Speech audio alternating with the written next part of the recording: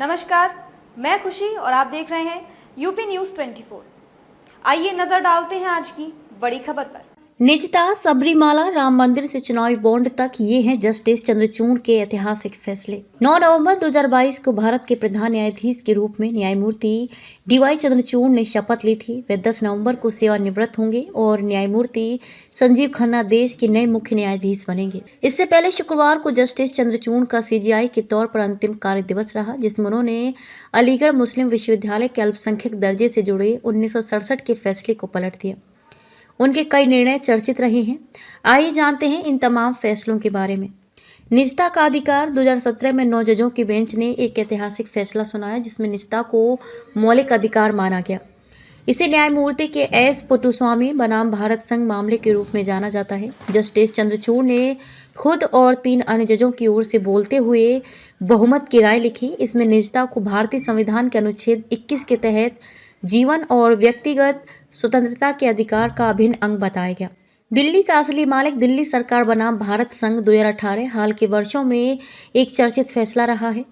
मुख्यमंत्री और उपराज्यपाल के बीच विवाद ने एनसीटी राष्ट्रीय राजधानी क्षेत्र की स्थिति पर कानूनी विवाद को जन्म दिया।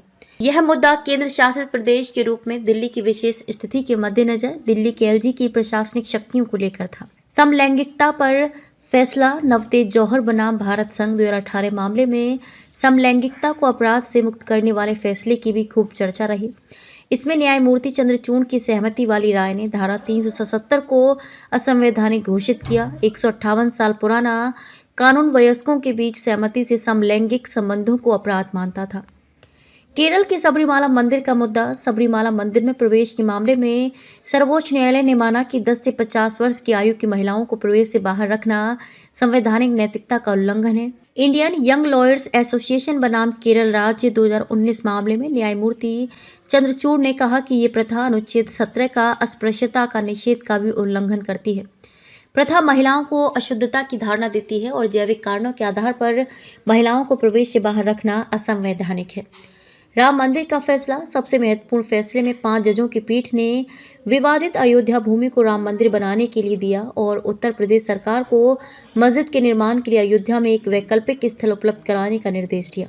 डीवाई चंद्रचूड़ 2019 में ऐतिहासिक अयोध्या फैसला सुनाने वाले 5 न्यायाधीशों की पीठ का हिस्सा थे। नवंबर 2019 में आए इस फैसले ने एक सदी से भी ज्यादा पुराने इस विवादास्पद मुद्दे का निपटारा कर दिया। सर्वोच्च न्यायालय ने इलाहाबाद उच्च न्यायालय के 2010 के फैसले को खारिज कर दिया, जिसमें विवादित भूमि को विभाजित कर उसे मंदिर और मस्जिद ट्रस्टों को निर्माण के लिए दे दिया गया था। अनुच्छेद 370 पर निर्णय। 2023 में संविधान पीठ ने अनुच्छेद 370 को निरस्त करने के केंद्र सरकार के 2019 के फैसले को बरकरार रखा। अपने ऐतिहासिक 476 पन्नों के फैसले में सर्वोच्च न्यायालय ने माना कि जम्मू कश्मीर ने विलय के दस्तावेज पर हस्ताक्षर करने के बाद अपनी संप्रभुता खो दी थी। सांसदों और विधायकों के लिए छूट। मार्च 2024 में मुख्य न्यायाधीश चंद्रचूड़ की अध्यक्षता वाली संविधान पीठ ने फैसला सुनाया था कि यदि किसी सांसद या विधायक पर विधायिका में वोट या भाषण के लिए रिश्वत लेने का आरोप लगाया जाता है तो वह मुकदमे से बचने का दावा नहीं कर सकता।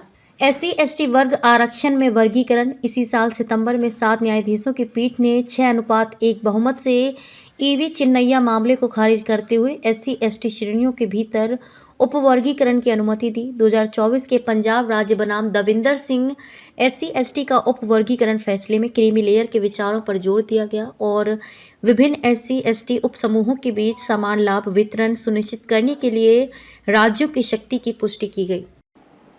खबरों में अब तक के लिए बस इतना ही। फिर होगी आपसे मुलाकात ऐसी ही एक और बड़ी खबर के साथ। तब तक के लिए नमस्कार और देखते रहिए यूपी न्यूज़ 24। ऐसे ही लेटेस्ट अपडेट्स पाने के लिए हमारे चैनल यूपी न्यूज़ 24 को सब्सक्राइब करें और बेल आइकन दबाना ना भूलें, जिससे आपको लेटेस्ट अपडेट्स का नोटिफिकेशन मिल जाए।